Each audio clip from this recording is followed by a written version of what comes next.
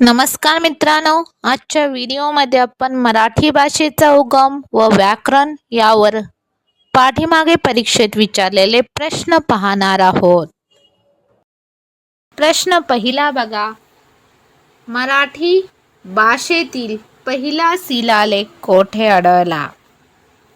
पर्याय 1 आहे महाराष्ट्र, 2 आहे गुजरात, 3 आहे गोवा, 4 आहे कर्नाटक. या प्रश्नाचं योग्य उत्तर आहे पर्याय 4 कर्नाटक. प्रश्नाचे स्पष्टीकरण पहा.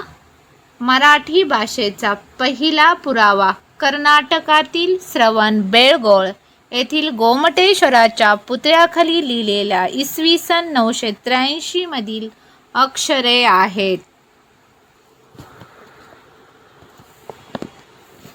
प्रश्न दुसरा.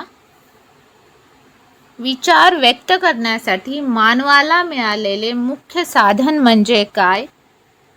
पर्याय 1 भाषा, 2 भावना, 3 मित्र, 4 समाज. या प्रश्नाचं योग्य उत्तर आहे पर्याय 1 भाषा. भाषा म्हणजे विचार, भावना, अनुभव, कल्पना व्यक्त करण्याचे साधन होय. प्रश्न तिसरा.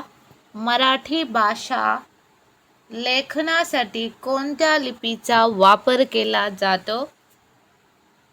पर्याय 1 ब्राह्मी लिपी, 2 सकळा लिपी, 3 सुंदरा लिपी, 4 देवनागरी लिपी.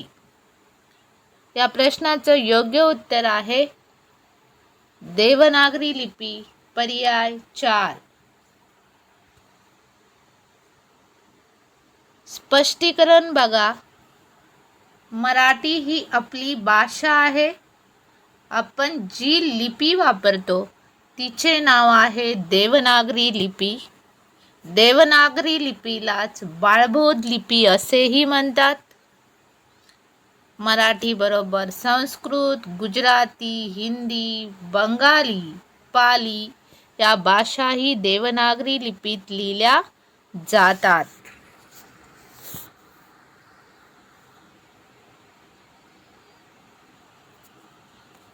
प्रश्न चौथा बघा. मराठी भाषेला अभिजात भाषेचा दर्जा मिळावा म्हणून शासनाने डॅश यांच्या अध्यक्षतेखाली एक समिती नेमली होती. पर्याय 1 श्याम मनोहर, 2 कौतिकराव ठाले पाटील, 3 नरेंद्र जाधव, 4 रंगनाथ पठारे. या प्रश्नाचं योग्य उत्तर आहे पर्याय 4 रंगनाथ पठारे. या प्रश्नाचं स्पष्टीकरण पहा. मराठी भाषेला अभिजात भाषेचा दर्जा मिळावा म्हणून महाराष्ट्र सरकारने 10 जानेवारी 2012 रोजी रंगनाथ पठारे यांच्या अध्यक्षतेखाली एक समिती नेमली होती.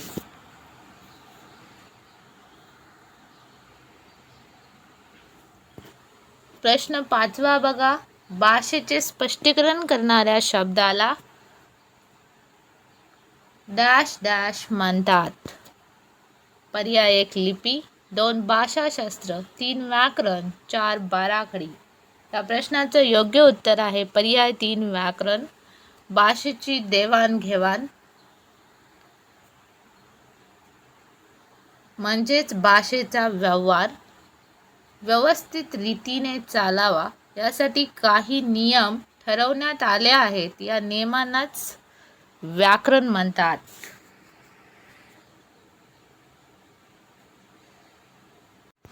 प्रश्न 6वा बघा. खालीलपैकी कोणत्या भाषेची देवनागरी लिपी नाही? मराठी.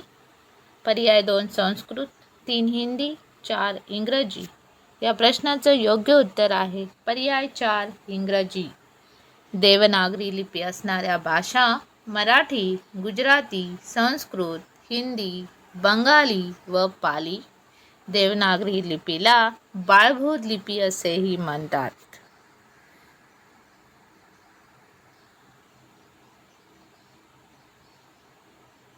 प्रश्न 7वा, लिपीचा शोध लागल्याने काय शक्य झाले आहे? पर्याय 1 लेखन, 2 वाचन, 3 मनन, 4 चिंतन. या प्रश्नाचं योग्य उत्तर आहे पर्याय 1 लेखन. लिपीच्या शोधामुळे लेखन शक्य झाले आहे. लिहिण्यासाठी आपण लिपी वापरतो. लिपी हा शब्द लिंपणे या शब्दावरून रूढ झाला असून आपण ज्या खुणांनी लेखन करतो त्याला लिपी म्हणतात.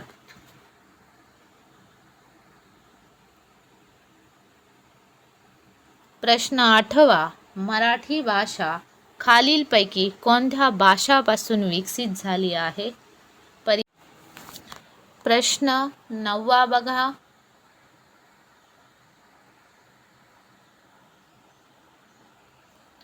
मराठी भाषा गौरव दिन हा दिवस कधी साजरा केला जातो?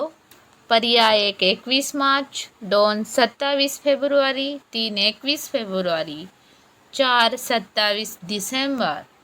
या प्रश्नाचं योग्य उत्तर आहे पर्याय 2 27 फेब्रुवारी. या प्रश्नाचं स्पष्टीकरण बघा. 27 फेब्रुवारी हा ज्येष्ठ साहित्यिक वि.वा. शिरवाडकर अर्थात कुसुमाग्रज यांचा जन्मदिवस जागतिक मराठी भाषा दिन म्हणून साजरा केला जातो.